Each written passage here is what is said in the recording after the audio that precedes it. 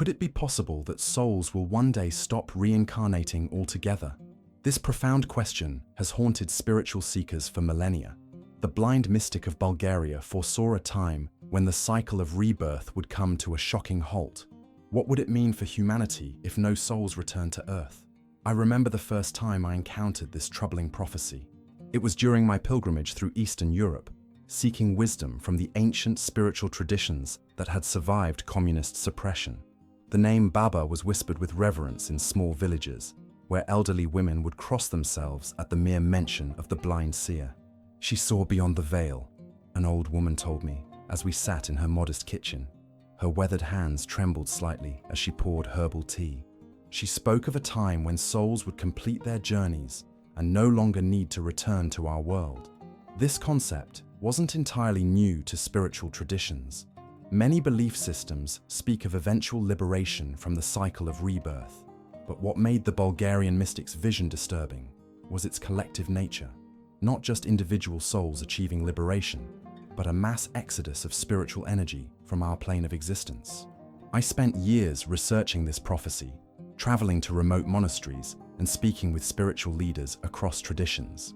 The pattern became clear. Our world's vibration is changing dramatically, creating an environment that no longer resonates with certain types of souls. Consider what we observe around us. Despite population growth, haven't you noticed a peculiar spiritual emptiness permeating society? People move through life disconnected, their eyes glazed with a strange absence.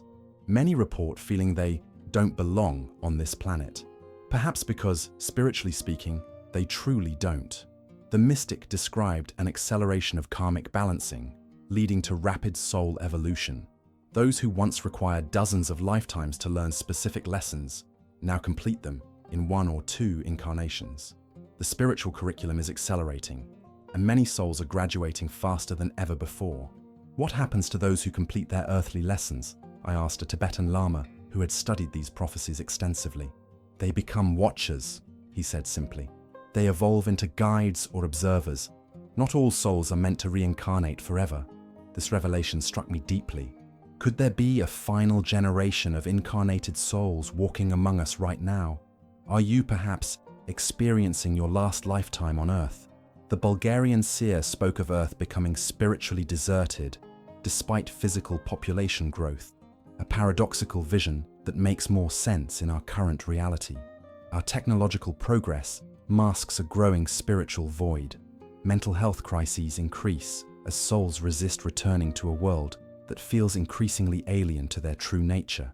The veil between physical and spiritual realms grows thinner with each passing year. Those sensitive to energetic shifts report unprecedented communication with other dimensions. Yet simultaneously, many humans appear more disconnected from spiritual awareness than ever before. During my meditation retreat in the Rhodope Mountains, where the blind prophet once lived, I experienced a vision that clarified her prophecy. I saw Earth surrounded by countless luminous beings, souls who had chosen to remain in higher dimensions rather than reincarnate. They watched over humanity with compassion, but maintained their distance. Why don't they return? I asked in my meditative state. The answer came not in words, but in feeling, a sense that Earth had chosen a collective path that certain souls could no longer participate in. Our plane of existence was becoming spiritually inhospitable to many types of consciousness. This raises profound questions for each of us. What happens to your individual soul if reincarnation ends? Would your essence finally reach peace, or become trapped between dimensions? Is this the ultimate freedom for consciousness, or a kind of spiritual extinction? The mystic's most hopeful insight suggested that souls completing their earthly journeys aren't ending their existence, but transforming it. They evolve into something beyond our current understanding. Guardians, perhaps, who watch over those still navigating physical existence. Would you recognize if you were experiencing your final incarnation? The signs might be subtle, a persistent feeling of detachment from worldly concerns, unusual clarity about your life's purpose, or a sense of completing important relationships and lessons. The prophecy of souls ceasing to reincarnate becomes more profound when we examine how the veil between dimensions has been changing in recent decades. This thinning was specifically mentioned in the Bulgarian mystic's visions, though few understood its full implications during her lifetime. When I visited the remote village where the blind seer spent her final years, I met an elderly man who had recorded her less publicized prophecies. She spoke of a time when the boundary between worlds would become so thin that souls would pass through with greater awareness, he told me, his eyes reflecting decades of contemplation on these matters. This thinning veil manifests in our world through multiple phenomena that were once considered fringe but have become increasingly mainstream. Near-death experiences have been documented with remarkable consistency across cultures, with thousands reporting similar journeys beyond physical existence. What's changed in recent years is the clarity and detail of these accounts, as if the barrier between realms has become more permeable. The souls are remembering more of their journeys, explained a hospice nurse I interviewed, who had witnessed hundreds of transitions between life and death. 20 years ago, patients would describe vague tunnels of light. Today, they relate complex spiritual landscapes and conversations with entities from other dimensions. This shift correlates perfectly with what Baba foresaw, a cosmic event that would gradually close the reincarnation loop by making souls fully conscious of their eternal nature. When consciousness retains complete awareness of its non-physical existence, the compulsion to return to physical form diminishes significantly. Consider also the dramatic increase in children born with apparent memories of previous lives. While reincarnation researchers have documented such cases for decades, the quality and specificity of these memories have intensified. Children today don't just remember fragments of past lives. Many recall entire spiritual journeys between incarnations.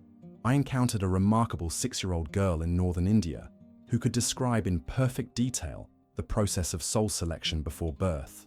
"We look at many lives before choosing," she explained with unsettling maturity. "But fewer souls want to come now. They say the earth is completing a cycle." The mystic's vision included a critical element often overlooked, the rise of what she called empty vessels, physical humans lacking the deep spiritual connectivity of fully incarnated souls. These aren't soulless beings in the traditional sense, but rather consciousnesses that maintain only a partial connection to the physical realm. "Have you noticed how many people seem present in body but absent in spirit?" asked a meditation teacher who had studied these prophecies. "Their eyes lack the light of full spiritual presence." This is what she foresaw, not an immediate disappearance of souls, but a gradual withdrawal of spiritual essence from physical existence. This withdrawal creates what spiritual adepts describe as spiritual desertification, an increasing emotional and existential emptiness despite material abundance. We see this manifesting in rising rates of disconnection, purposelessness, and the strange emptiness that technology often fails to fill. The Bulgarian prophet spoke of interference by higher spiritual beings who would begin redirecting souls elsewhere, not out of malice, but as cosmic gardeners, transplanting consciousness to more suitable realms. She described Earth as entering a transitional phase where certain frequencies of consciousness would find incarnation here increasingly difficult. "The Earth itself is evolving," explained an indigenous elder I consulted. "Just as species must adapt to changing environments, souls must adapt to Earth's shifting spiritual climate. Those unable to align with these new frequencies naturally seek expression elsewhere." Perhaps most troubling is the prophet's vision of souls becoming stuck between incarnations, unsure where to go as their familiar reincarnational pathways close. This spiritual limbo creates ripple effects in our dimension, manifesting as a collective sense of uncertainty, transition, and existential unmooring. Yet within this upheaval lies profound opportunity. The seer didn't just prophesy the end of reincarnation, but its transformation. She spoke of humanity developing new relationships with non-physical consciousness, more direct, more aware, more purposeful than the unconscious cycles of the past. The question remains, if souls are completing their incarnational journeys more rapidly, what cosmic purpose does this serve? What greater evolution might be unfolding beyond our limited perspective? And most importantly, what does this mean for those of us experiencing what might be our final physical lifetime? In the monasteries of Mount Athos, I discovered ancient texts that parallel these prophecies with remarkable precision. They speak of a final generation that that would serve as bridges between old and new spiritual paradigms. Souls with one foot in material existence and another already in transcendent realms. Are you perhaps one of these bridge souls, completing your final cycle of physical incarnation, while simultaneously pioneering humanity's next spiritual evolution? As we delve deeper into the mystic's prophecy about souls ceasing to reincarnate, we must confront a profound paradox. The very souls most needed on Earth during this transition are increasingly reluctant to incarnate here. This resistance wasn't merely predicted by the Bulgarian seer, it forms the core of her most troubling vision. She saw souls gathering at the threshold, peering into our world but turning away, recounted an elderly woman in the Balkan Mountains who had preserved oral traditions of these prophecies, not out of fear but out of recognition that Earth had chosen a path incompatible with certain forms of consciousness. This spiritual resistance manifests in our physical world through unmistakable patterns that anyone with eyes to see can recognize. Consider the dramatic rise in what psychiatrists label as existential depression, a profound disconnection from meaning that doesn't respond to conventional treatment. These aren't merely chemical imbalances, but symptoms of souls struggling to integrate with a physical reality that feels fundamentally foreign. During my research at a renowned psychiatric institute in Switzerland, I encountered numerous patients experiencing what staff called ontological displacement, the persistent feeling of being in the wrong reality altogether.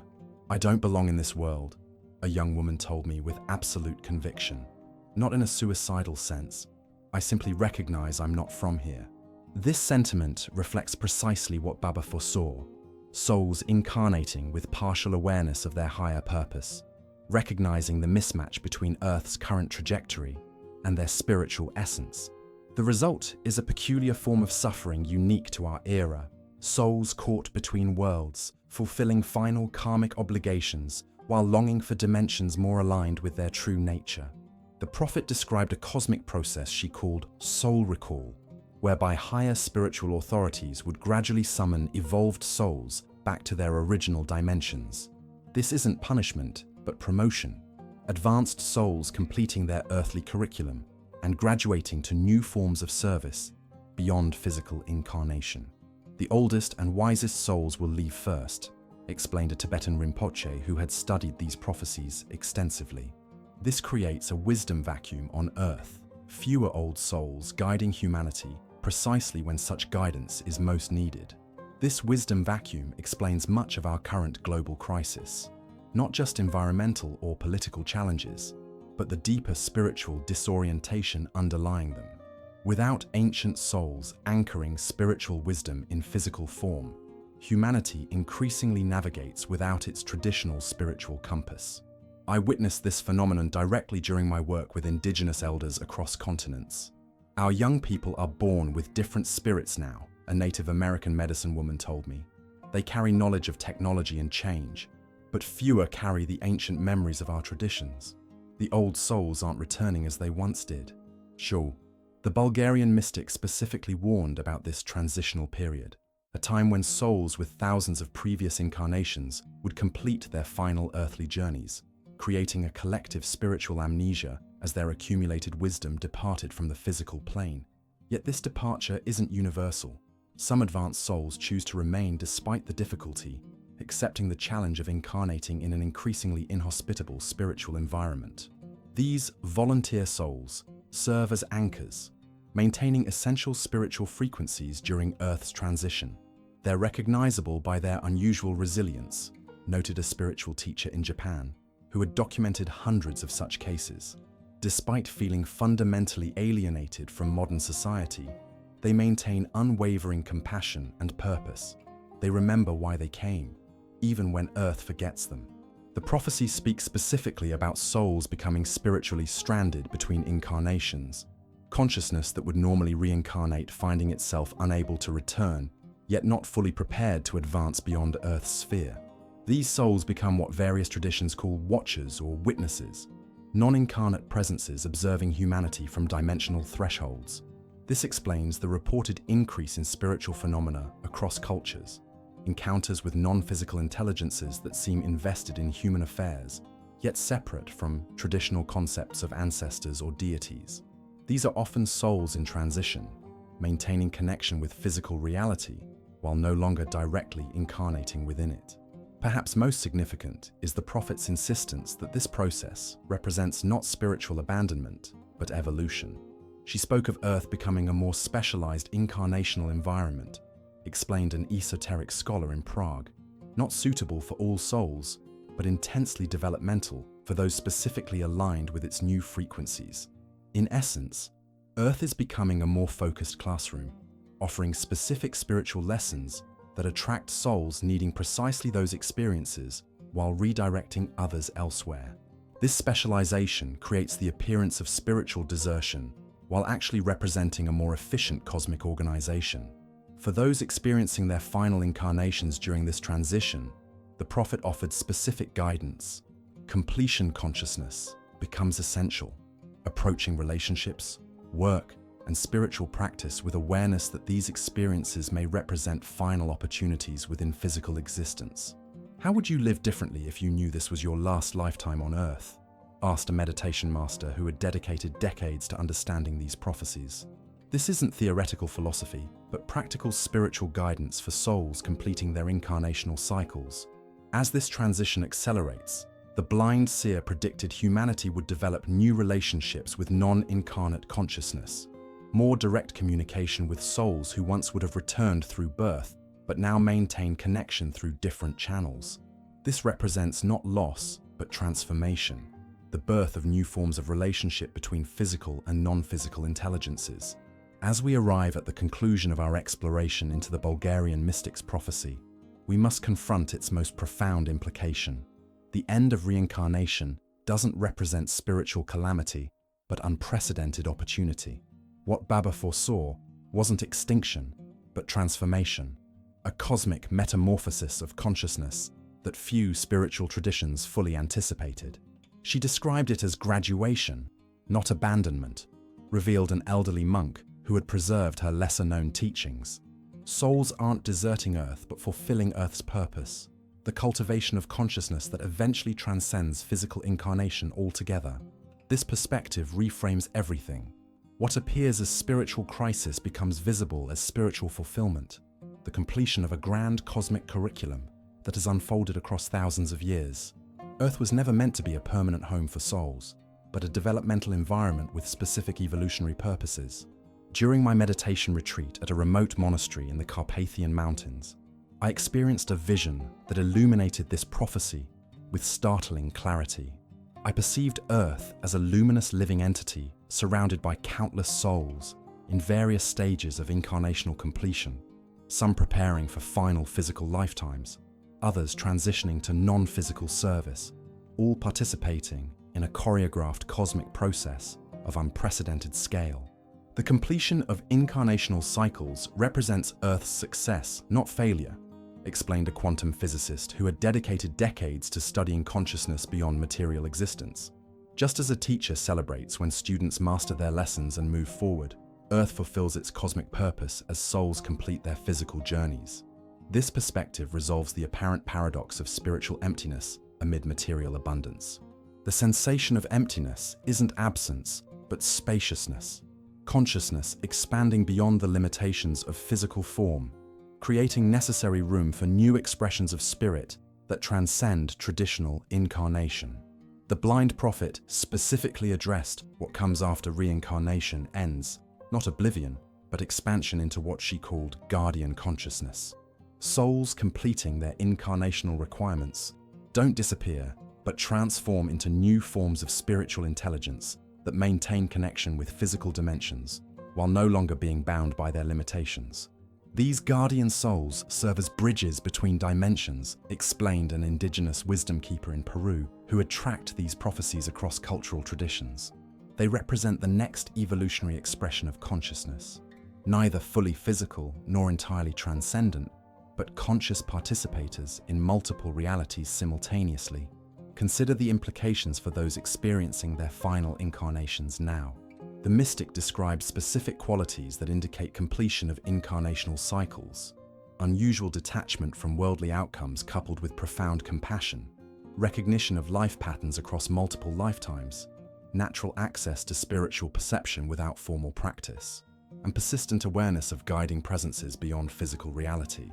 If you recognize these qualities in yourself, advised a spiritual teacher who had studied these prophecies, you're likely experiencing completion consciousness, awareness that you're fulfilling final karmic obligations before transitioning beyond physical incarnation. This transition demands new spiritual practices focused not on accumulating more lifetimes, but on completing the ones we've already experienced. The prophet advocated what she called karmic completion work, conscious reconciliation of unresolved relationships, fulfillment of soul contracts, and integration of fragmented aspects of consciousness across multiple lifetimes. I witnessed the power of this approach while studying with spiritual adepts in northern India who had preserved techniques specifically designed for souls in their final incarnations. These practices involve conscious communication with past life aspects of one's own consciousness, resulting in remarkable healing and integration that traditional therapies rarely achieve. The soul knows when it's completing its final cycle, explained a master practitioner. Our task isn't to convince it to stay, but to help it complete its journey with grace and fulfillment. Perhaps most revolutionary is the prophet's insistence that the end of reincarnation doesn't sever our connection with Earth, but transforms it. Souls transitioning beyond physical incarnation maintain profound relationship with humanity through what various traditions call overshadowing, inspiration, or muse consciousness, direct transmission of wisdom without the limitations of physical birth and development. We're witnessing the birth of new forms of consciousness transmission, noted a researcher documenting dramatic increases in spontaneous inspiration across creative and scientific fields. Ideas, innovations, and creative breakthroughs increasingly arrive as complete downloads rather than gradual developments, evidence of non-incarnate intelligence directly communicating with physical awareness. This represents the fulfillment of what the Bulgarian seer called the promise of Earth, the development of consciousness that eventually transcends its physical origins while maintaining connection with them. Earth becomes not a discarded classroom, but a beloved partner in ongoing spiritual evolution that spans multiple dimensions of reality. For humanity collectively, this transition requires developing new relationships with non-incarnate intelligence. The prophet foretold the emergence of what she called conscious mediumship, not traditional channeling, but clear, discerning communication between physical and non-physical aspects of a unified field of consciousness. The veil doesn't just thin, it transforms into a permeable membrane, explained a physicist studying consciousness at the quantum level. Information flows both ways, creating unprecedented collaboration between incarnate and non-incarnate intelligence. High, as we stand at this cosmic threshold, the blind mystic's final guidance remains profoundly relevant. When souls complete their incarnational journeys, they don't abandon Earth, but embrace it more fully, no longer limited by its constraints, but free to love it completely. This perspective transforms spiritual completion from loss into liberation, the fulfillment of incarnational purpose, and the beginning of new forms of service that transcend physical limitations while honoring physical existence. The end of reincarnation becomes not conclusion but commencement, graduation into expanded service within a multidimensional cosmic community. For those reading these words who recognize the resonance of completion within themselves, the prophet offers simple but profound counsel. Live your current incarnation with full consciousness of its potential finality. Complete your karmic obligations with grace. Express gratitude for Earth's developmental gifts. And prepare yourself not for extinction, but expansion, the natural fulfillment of your soul's magnificent journey across countless lifetimes toward its ultimate evolutionary expression. Did this exploration into the profound prophecy of souls ceasing to reincarnate resonate with something deep within you? Perhaps you're experiencing the signs of a final incarnation yourself, or simply feel called to understand humanity's spiritual evolution during this unprecedented time. If these insights touched your soul, please subscribe to continue our spiritual journey together. Each subscription strengthens our community of seekers navigating these cosmic transitions. Share your own experiences in the comments below. Have you felt the calling of completion consciousness? Do you sense the thinning veil between dimensions in your own life?